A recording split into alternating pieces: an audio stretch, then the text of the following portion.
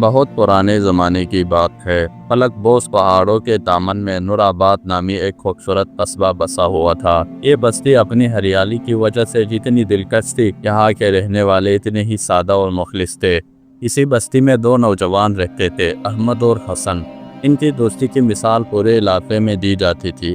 احمد اپنی سنجیدگی، بردباری اور غیر معمولی ذہانت کے لیے مشہور تھا، جبکہ حسن اپنی شجاعت، جسمانی طاقت اور محنت کش طبیعت کی وجہ سے پہچانا جاتا تھا۔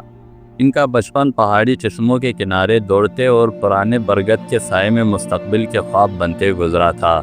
احمد کے پاس ہمیشہ کوئی نہ کوئی نئی کتاب ہوتی، جبکہ حسن کے پاس کوئی نہ کوئی مہم۔ جب مدرسے کے استاد انہیں اتحاد کا سبق پڑھاتے تو پوری جماعت احمد اور حسن کی طرف دیکھتی، کیونکہ ان کی دوستی بستی کے لیے ایک زندہ مثال تھی۔ جب یہ دونوں جوان ہوئے تو انہوں نے سوچا کہ کیوں نہ اپنی صلاحیتوں کو کسی بڑے کام میں لگایا جائے۔ احمد نے مشورہ دیا کہ انہیں اناج کی تجارت کرنی چاہیے۔ اس نے سمجھایا کہ حسن، تمہاری ہمت اور میرا حساب اگر مل جائے تو ہم نہ صرف اپنے لیے بلکہ پوری بستی کے لیے خوشحالی لا سکتے ہیں۔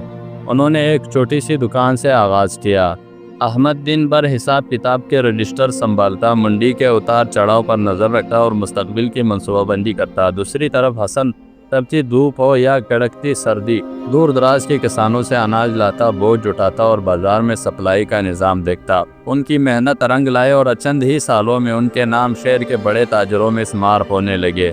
ان کی ایمانداری کا چرچہ اتنا پھیلا کہ دور دراز کے قابلے بھی اپنا مال فروخت کرنے کے لیے نور آباد کا رخ کرنے لگے۔ لیکن جہاں کامیابی ہوتی ہے، وہاں حسد کے سائے بھی منڈلاتے ہیں۔ اسی شہر میں قاسم نامی ایک پرانا تاجر رہتا تھا، جس کی اجارہ داری اب ختم ہو رہی تھی۔ قاسم ایک مکار اور فریبی انسان تھا۔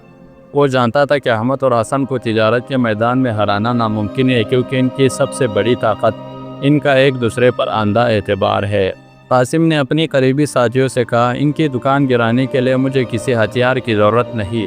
اس نے ایک گہری چال چلی۔ اس نے کچھ ایسے لوگ کرائے پر لیے جو منڈی میں جا کر حسن کے سامنے احمد کے آرام طلبی کا تذکرہ کرتے اور احمد کے سامنے حسن کی خود سری کا جھوٹا چرچا کرتے۔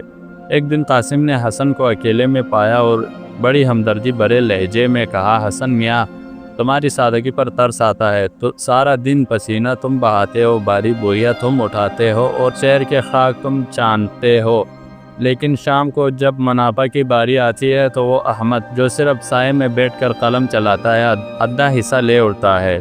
کیا یہ تمہارے ساتھ ناانصافی نہیں؟ حسن پہلے تو خاموش رہا، لیکن قاسم کی باتوں نے اس کے دل میں ایک وسوسہ پیدا کر دیا۔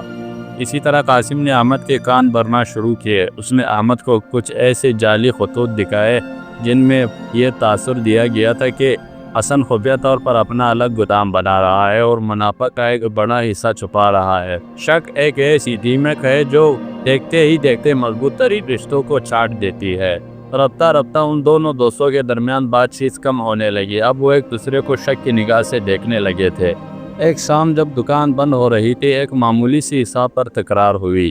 حسن نے غصے میں آ کر رجسٹر پٹخ دیا اور کہا، احمد، اب ہم برابر کے شریک نہیں رہ سکتے۔ مجھے لگتا ہے کہ اب ہمارے راستے الگ ہو جانے چاہیے۔ میں اپنی محنت کا پھل کسی اور کو بانٹنا نہیں چاہتا۔ احمد، جو حقیقت میں مخلص تھا، بات پر کشید رنجیدہ ہوا، مگر اس نے بھی انا میں آ کر خاموشی سے علیحدگی قبول کر لی۔ کاروبار تقسیم ہو گیا۔ دکان کے بیچوں بیچ ایک کچی دیوار کھڑی کر دی گئی۔ بستی والے یہ دیکھ کر حیران رہ گئے کہ جو دو جسم ایک جان تھے، آج ایک دوسرے کی شکل دیکھنا گوارا نہیں کر رہے تھے۔ لیکن علیحدگی کے کچھ ہی عرصے بعد نتائج سامنے آنے لگے۔ حسن کے پاس طاقت تو تھی، مگر وہ مارکیٹ کی چالوں، قیمتوں کے اتار چڑھاؤ اور قانونی باریکیوں سے ناواقف تھا۔ قاسم نے اس کا فائدہ اٹھایا اور اسے ایک ایسے سودے میں الجھا دیا جس میں وہ کی ساری جمع پونجی ڈوب گئی اور وہ بھاری قرض کے نیچے دب گیا۔ دوسری طرف احمد کے پاس بہترین منصوبے تھے، مگر ان پر عمل درآمد کرنے کے لیے حسن جیسا کوئی وفادار اور جفاکش ساتھی نہ تھا۔ اس کے گودام میں اناج تو تھا، لیکن ترسیل کے راستوں میں مکار ڈاکوں اور بددیانت مزدوروں نے اسے لوٹنا شروع کر دیا۔ احمد کی عقل حسن کی ہمت کے بغیر مفلوج ہو کر رہ گئی۔ ایک طوفانی رات جب احمد اپنی خالی دکان میں پرانے رجسٹر دیکھ رہا تھا، اس کی نظر سے ایک پرانے بورے لفافے پر پڑی۔ یہ وہی لفافہ تھا جو قاسم کے منشی نے ایک بار غلطی سے وہاں چھوڑا تھا۔ احمد نے جب اسے کھولا تو اس کے اندر قاسم کے ہاتھ سے لکھا ہوا ایک نقشہ اور کچھ ہدایات ملی۔ جن میں صاف لکھا تھا کہ کس دن کس وقت حسن کو احمد کے خلاف بھڑکانا ہے۔ احمد کے پیروں تلے سے زمین نکل گئی۔ اسے اپنی ذہانت پر شرمندگی ہونے لگی کہ وہ قاسم کی اتنی سطحی چال میں کیسے آ گیا۔ اسی لمحے اسے احساس ہوا کہ حسن بھی اتنا ہی مظلوم ہے جتنا وہ خود ہے۔ اگلی صبح سورج نکلنے سے پہلے ہی احمد حسن کے گھر پہنچا۔ حسن اس وقت اپنے گھر کے صحن میں سر جھکائے بیٹھا تھا۔ اس کے چہرے پر فاقہ اور پریشانی کی لکیریں واضح تھی۔ احمد نے خاموشی سے وہ کاغذ حسن کے سامنے رکھ دیا، جسے جیسے حسن پڑھتا گیا اس کے آنکھوں میں آنسو گرنے لگے۔ احمد، میں نے اپنی طاقت پر غرور کیا اور تمہاری محبت کو بھول گیا۔